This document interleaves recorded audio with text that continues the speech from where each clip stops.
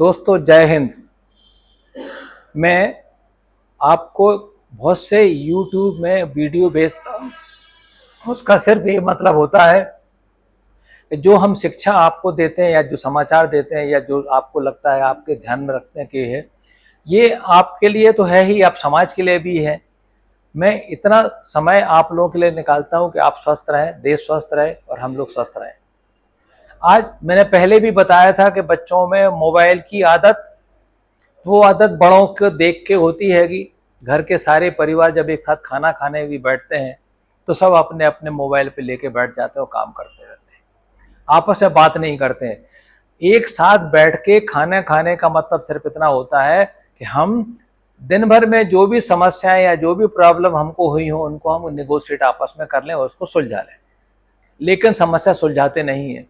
इतने मोबाइल में बिजी हो जाते हैं कि हमारे समाज के साथ साथ हमारे परिवार भी बिखरते जाते हैं।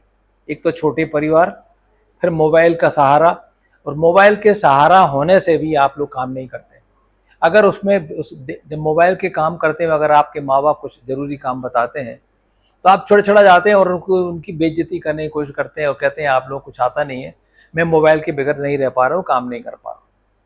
कुछ वर्किंग क्लास भी होती है, हम लोग अमेरिका में काम करते हैं लेकिन वो भारतवर्ष में है, तो जो अमेरिका का टाइम होता है वो हमें भारतवर्ष के टाइम से मिलाना पड़ता है और बच्चे रात भर जगते रहते हैं, दिन में सोते रहते हैं। इससे हमें नींद में दिक्कत होती है। हम जब खाना खाते हैं तो मोबाइल का काम करते करते खाना खाते रहते हैं तो हमारा खाना पचन नहीं लगता है, हमारे मन से खाना खाया हुआ ठीक नहीं हो पाता है। हम जब नींद से सोते रहते हैं और हम जगते रहते हैं, उन स्ट्रेस के कारण से हमारे दिल में जो खराबी होती है, जो रोकने के हार्मोन निकलता है जिसको हम एंडोर्फिन बोलते हैं, इस एंडोर्फिन की ये होती है कि हमारे हृदय में रक्त का प्रभाव ठीक से हो रहा है कि नहीं हो रहा है, और उस प्रभाव को ये कम से कम रोकता रहता है कि आपको हार्ट अटैक ना हो पाए।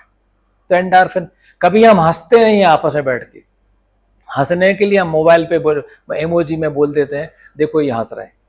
हंसने से हमारे दिमाग, मानसिक रोग, हृदय की बीमारी, छाती की बीमारी आदि एवं शरीर में जो है चलन की बीमारी हमारी धीरे धीरे ठीक होती जाती है। लेकिन हम ये भी नहीं करते हैं।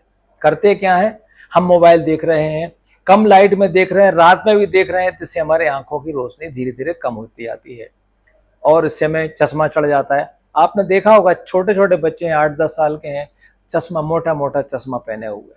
माँ बाप को देखे तो मोटे मोटे चश्मा पहने हुए और उनका विजन भी ट्यूबलर हो गया है या उनको स्क्विंट हो गया है, जिसको बोलते हैं भेंगापन हो गया है। ये क्यों हुआ? कभी आपने सोचा नहीं कि हमको कितना मोबाइल देखना चाहिए? स्क्रीन टाइम में हमारा, जब स्कूल का कोई काम कर रहे होते हैं तो हमारा सब मोबाइल से पढ़ते रहते हैं, हमें कभी वो याद भी नहीं रहता। पहले हम जो पढ़ते थे ऑडियो विजुअल एड से पढ़ते थे, मैंने बोर्ड पे लिखा, आंखों से देखा, आवाज हुई तो कान से गया। इन सब का हमारा मेमोरी के ऊपर अफेक्ट करता है और हम ऑडियो विजुअल से हमारी मेमोरी तेज रहती है। हमने कोई चीज सुनी तो मेमोरी को हम बोलते हैं अल्ट्रा शॉर्ट मेमोरी होती है, कुछ सेकंड की होती है, आपने सुना, देखा और उसको भूल गए। उसके बाद कोई शॉर्ट मेमोरी होती है जो 4-5 सेकंड से 10 सेकंड तक होती है, वो भी खत्म हो जाती है। लॉन्ग टर्म मेमोरी वो होती है जो हमने ऑडियो विजुअल सुना, ऑडियो विजुअल के यूज करके पढ़ा लिखा है, हम उसको रिकॉल कर पा रहे हैं और हम रिकॉल कर लेते हैं तो हमें वो परमानेंट मेमोरी में बन जाता है। एग्जाम टाइम में हमें जो परमानेंट मेमोरी बनी हुई है वही याद आती है। शॉर्ट टर्म मेमोरी, हमने लेक्चर सुना हुआ या मोबाइल टीवी पढ़ लिया है, वो याद नहीं रहता है। इसलिए हम अक्सर बोलते हैं कि मोबाइल का इस्तेमाल करिए, वो आज की जरूरत भी बनी हुई है। कभी कभी आपको कोई सामान मंगाना पड़ता है, आजकल लोग खाना का मंगाते हैं कि हमारे घर में ये खाना पहुंचा दीजिए। कौन सा खाना पहुंचाते हैं आपको पता है? जो सबसे खराब सब्जी बाजार में बिकती है, लास्ट में 10-11 बजे के बाद लोग जाते सब्जी खरीदते हैं और वो आपको देते हैं। जो अन्न गेहूं होता है, जो खराब गेहूं होता है, जो सड़ रहा होता है, उसको पीस के बढ़िया आपको बना देते, रोटी बन गई उसकी। देने वाले भी क्या खाते हैं, क्या देते हैं पता नहीं। और आजकल बच्चों में ट्रेंड बन गया है कि कोई चीज मंगाना है तो खट से मोबाइल पे ऑर्डर करो, वो घर में सामान आ गया। जब सामान आया तो देखा ये तो सामान खराब है, फिर इसको वापस करने में जो तकलीफ होती है, फिर जाइए, लौट के आइए, फिर सामान बदलिए और आपके हिसाब से नहीं है तो आप चिड़चिड़ाए रहते पूरे टाइम तक। ऐसा क्या मतलब मोबाइल का? आप लोग अगर अपना काम घर में सभी काम करेंगे, साथ साथ बैठ के करेंगे, तो आपका तो स्वस्थ रहेंगे भी, आपका परिवार भी स्वस्थ रहेगा। मोबाइल देखने से आपके दोस्त नहीं बन पाते, कभी सुख दुख में आपके पास 4 लोग खड़े नहीं हो पाएंगे, बस याद रहेगा मेरी जन्म तारीख में आ रहे हैं और हम उसको हा करके चले गए। लेकिन क्या वो दुख में आपके काम करते हैं?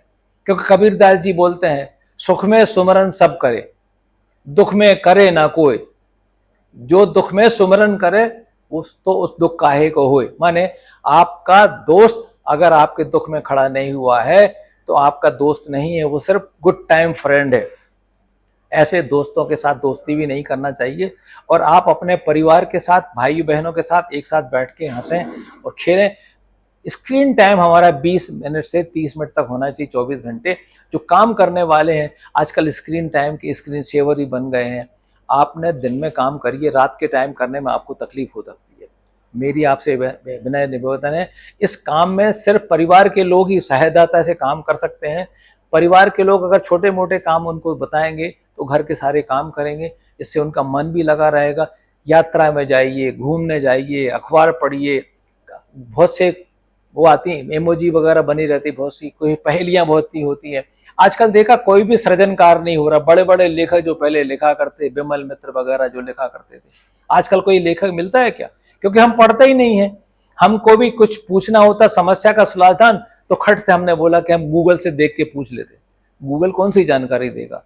आप जो भरोगे उसमें गूगल को, वही आपको जानकारी देगा। इसलिए मेरी विनय पूर्वक निवेदन है, आप पढ़िए, किताबों का सहारा लीजिए, अपने दोस्तों का सहारा लीजिए, परिवार का सहारा लीजिए, उनका मान बनाइए, तो आपको भी मान मिलेगा और आप आगे बढ़ेंगे। धन्यवाद।